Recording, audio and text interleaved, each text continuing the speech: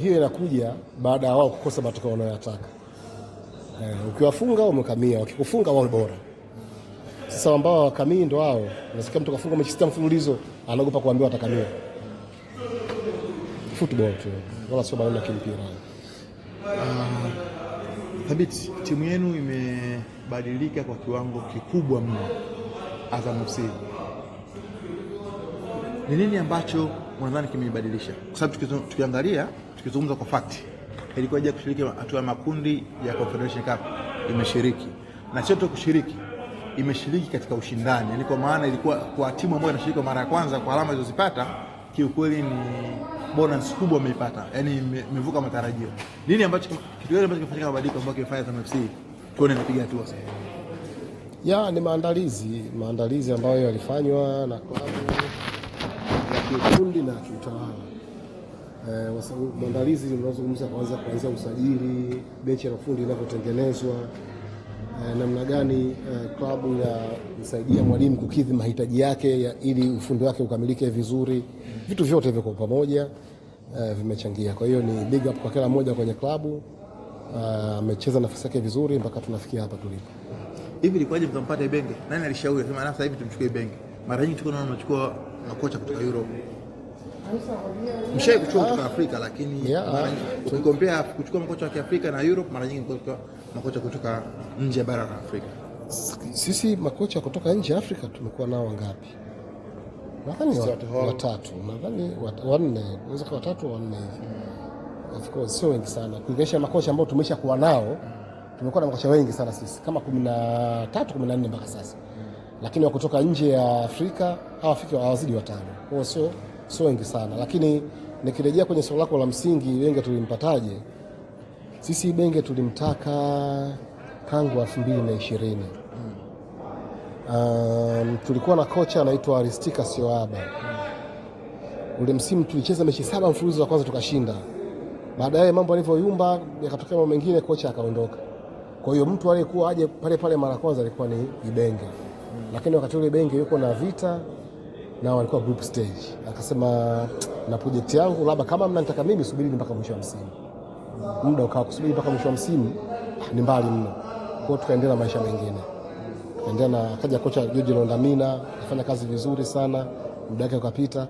Lakini na yeye Ibenge sasa akawa Vita kaisha malizana nao, anataka kuondoka.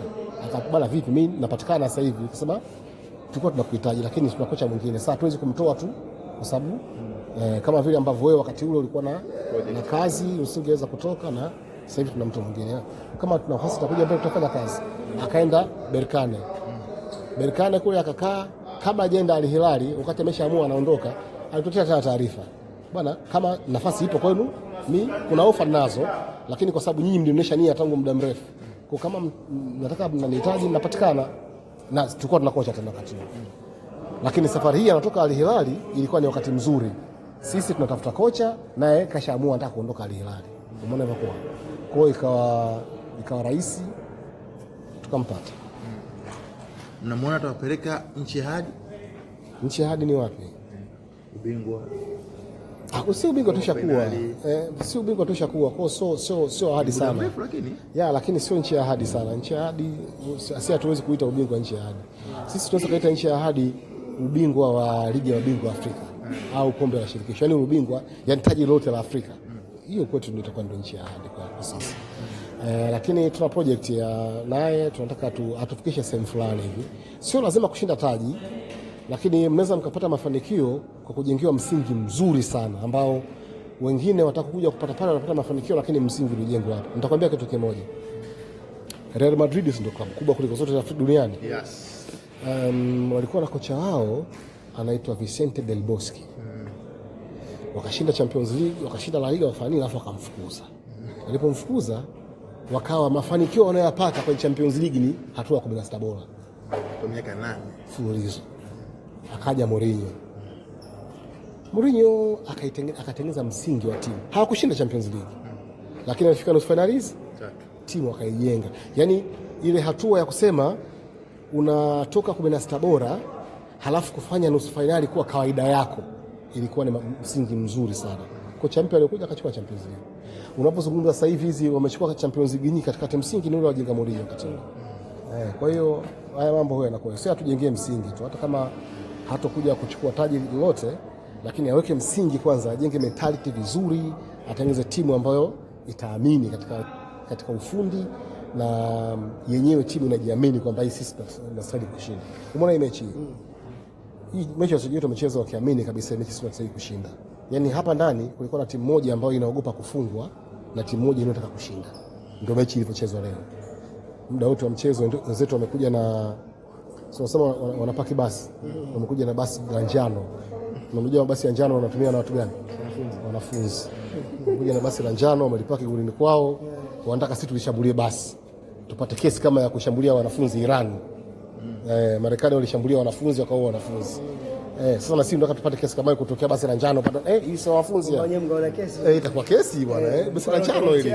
Kwa hiyo na sisi tuka hivyo, lakini kimsingi ni kwamba tulikuwa na game nzuri na tulistahili kushinda. Sasa hicho ndio ambacho tunakitaka. Kwamba tuwe na game nzuri, tutengeneze timu vizuri, timu ambayo ina dominate.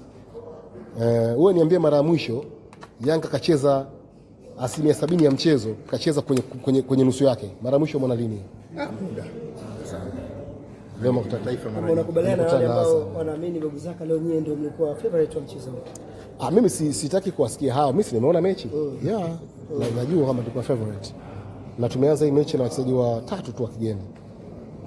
Watu wadogo pale Kibeko, siweka nani pale, matatizo matupu uwanjani. Pengine Jeff Kitamba la bola ingekuwepo leo, balali ingekuwa kubwa zaidi. Unajua shughuli yake. Lakini ndo mchezo iko hiyo. Mchezo uko. Wakati mwingine utoe silaha zote. Wakati mwingine mambo yanabadilika hivyo. Basi game plan. Kila mchezaji anacheza kutokana na mpango wa mechi wa siku hiyo. Sio tu nasema mbona fanya hajacheza, mpango huu haukumhitaji. Yaani nguo unayovaa inategemea unakoenda. Kama unakoenda kuna joto kali, usichukue koti, uchukue sweta kubwa la nini.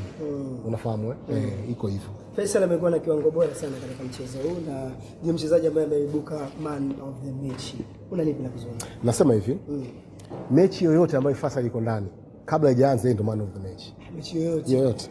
Akitokea mchezaji mwingine ndo akafanya maajabu makubwa sana kuliko Faisal siku hiyo, labda ndo yeye atapewa.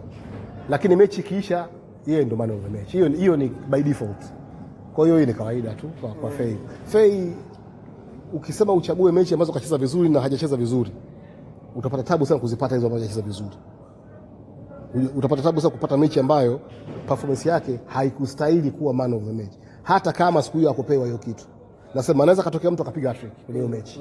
Unajua goli ina thamani kubwa Kwa hiyo yeye hatakuwa man of the match kwenye mechi kama hiyo. Lakini sasa ukitoa ile magoli tu ukasema hebu tuangalie na tuanalyze game upya.